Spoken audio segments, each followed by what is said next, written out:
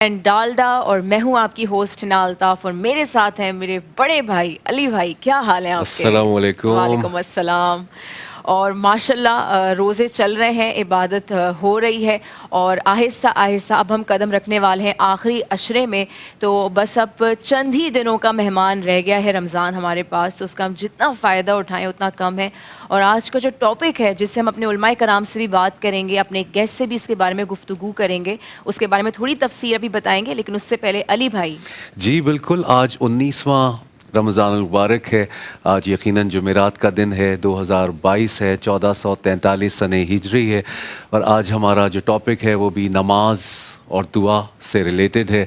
آج یقیناً یہ جو عشرہ ہے مغفرت کا وہ بھی ہم سے جو ہے وہ بچھڑ رہا ہے. پہلے رحمت کا ایک پورا عشرہ چلا گیا, اس کے بعد مغفرت کا ایک پورا عشرہ چلا گیا. آج جو ہے ہم اس نماز کا بھی ذکر کریں گے اپنے علماء کرام سے کہ جسے مسجد کوفہ میں ادا کیا گیا. مولا علی کرم اللہ وجہہ, مولا کائنات حضرت علی ابن ابی طالب, ان کا آج جو ہے وہ شب ضربت بھی ہے. وہ والی نماز کا ذکر بھی اپنے علماء کرام سے ضرور کریں گے. ہم تعارف کرا دیں, ہمارے بہت ہی ہر دل عزیز بہترین حسان بن خورشید ہمارے ساتھ موجود ہیں, شہری رضا ہمارے ساتھ موجود ہیں, اور اس کے علاوہ تلاوت کلام پاک روزانہ کی طرح جو ہے وہ قاری نعمان حسینی پیش کرتے ہیں. آج نماز دعا اس کا یہ سلسلہ جو ہے وہ ہم لوگوں کے ساتھ شیئر کریں گے. اور یقیناً نماز جو ہے وہ اسلام کا جو سب سے بہترین رکن ہے ایمان کے بعد, وہ نماز ہے. قرآن میں حدیث میں اس کا بہت بار ذکر کیا گیا ہے. جن لوگوں نے نماز قائم کی ہے ان کے لیے بہت سارے وعدے فرمائے گئے ہیں, اور جو نماز قائم نہیں کر رہے ان کو بہت ساری وعیدیں بھی سنائی گئی ہیں. تو ہمیں کوشش کرنا چاہیے کہ نماز جب دین کا اہم ستون ہے تو ہم کوشش کریں کہ اپنے رب کو راضی کریں. اور یہی تو مہینہ ہے کہ اپنی نمازیں پڑھنے کے ساتھ ساتھ ہم اتنے سارے اللہ تعالیٰ کی بلیسنگز حاصل کر سکتے ہیں کہ جو ان گنت ہیں. آپ اس کو ملٹیپلائی کرتے رہیں. شبیں بھی شروع ہو رہی ہیں, لوگ اعتکاف میں بھی جا کے بیٹھ رہے ہیں. تو کوشش کریں عالم اسلام کے لیے اور ہم سب کے لیے دل سے دعا کریں. بالکل. اور آج نماز اور دعا کا جو ٹاپک ہے وہ اتنا اہم ٹاپک ہے کہ ہم دنیا کے اندر اتنی ساری جد و جہد میں لگ جاتے ہیں. اس سے بات کر لیتے ہیں, اس سے بات کر لیتے ہیں, اس کو فون کر دیتے ہیں, اس سے بات کر لو تو کام ہو جائے گا ہمارا. ہم بھول جاتے ہیں کہ ہم نے دعا ہی نہیں کی تو وہ کام کیسے ہوگا. شاید وہ آپ کا کام ہو بھی جائے تو اس میں برکت نہ ہو, اور کتنے سارے کام صرف اس وجہ سے پینڈنگ پر ہوتے ہیں کہ اللہ تعالیٰ ویٹ کر رہے ہوتے ہیں کہ میرا بندہ مجھ سے مانگے اور میں اس کو عطا کروں. دعا ایک ایسی چیز ہے جو مجھے ہمیشہ بچپن سے لگتا ہوا ہے. دعا ایک انسان کو اللہ تعالیٰ نے ایک سپر پاور دی ہوئی ہے جو کہ ناممکن کو بھی ممکن کر دیتی ہے. اور علی بھائی, جس دن ہمارے علماء کرام کا سیگمنٹ تھا, مجھے یاد ہے کہ انہوں نے بتایا کہ اگر آپ اپنے کسی مسلمان بھائی یا بہن کے لیے دعا فرماتے ہیں تو فرشتہ آپ کے لیے دعا فرماتے ہیں. انفیکٹ میں اتنی حیران ہوئی وہ بات سن کے, کیونکہ میری زندگی میں فارمولا ٹرائیڈ اینڈ ٹیسٹڈ والا فارمولا ہے کہ جب میں نے دل سے کسی اور کے لیے دعا کی اور اس شخص کو نہیں پتا کہ میں نے اس کے لیے دعا کی ہے, آل آف اے سڈن میرے کام جو کہ رکے ہوئے تھے وہ ہونا شروع ہو جاتے ہیں, جن کے لیے میں اتنی مشکل کر رہی ہوتی ہوں. تو ماشاءاللہ اللہ کا شکر ہے, اللہ کا بڑا کرم ہے. تو میں پوچھنا چاہوں گی حسان بھائی سے, شہری بھائی سے, کہ کوئی ایسا واقعہ, کچھ ایسا یاد ہو, کسی اور کو کوئی ایسا واقعہ یاد ہو جو آپ کہیں کہ یار اس کی تو دعا قبول ہو گئی. کیونکہ اکثر لوگ دعا کر کے بھول بھی جاتے ہیں. بالکل ایسا. اور دعا عبادت کا مغز ہے ماشاءاللہ. اور ایسا بہت دفعہ ہوتا ہے کہ آپ جب اللہ تعالیٰ سے مانگتے ہیں تو بالکل عطا کرتا ہے. وہ اتنا رحیم و کریم ہے.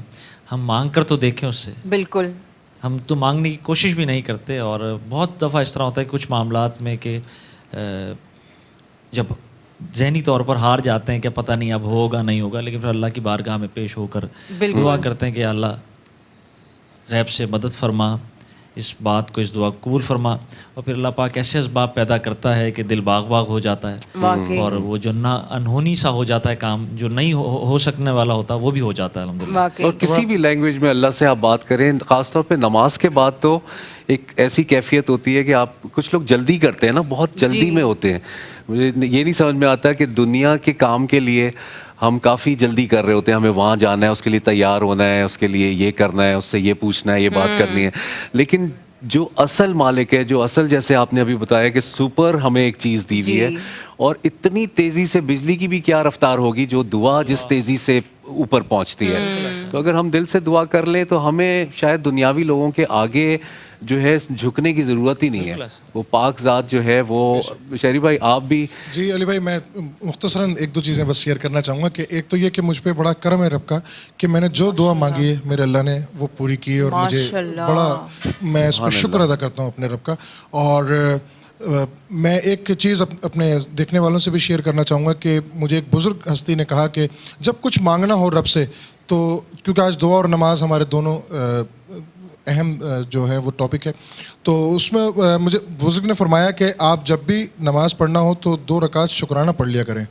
جبکہ لوگ 2 رکعت حاجت بھی پڑھ لیتے ہیں وہ بھی صحیح ہے لیکن یہ کہ شکرانہ پڑھیں تو اس میں الحمدللہ میں نے جب بھی شکرانہ پڑھی ہے جب کسی مشکل میں کھڑا ہوا ہوں اور 2 رکعت نفل شکرانہ کی نیت کی ہے تو اللہ پاک نے مجھے وہ عطا فرمایا ہے. اور مولا کائنات سے کسی نے پوچھا کہ یا علی جب ہمارا مقدر لکھ دیا گیا ہے تو ہمیں دعا کے لیے کیوں حکم ہے؟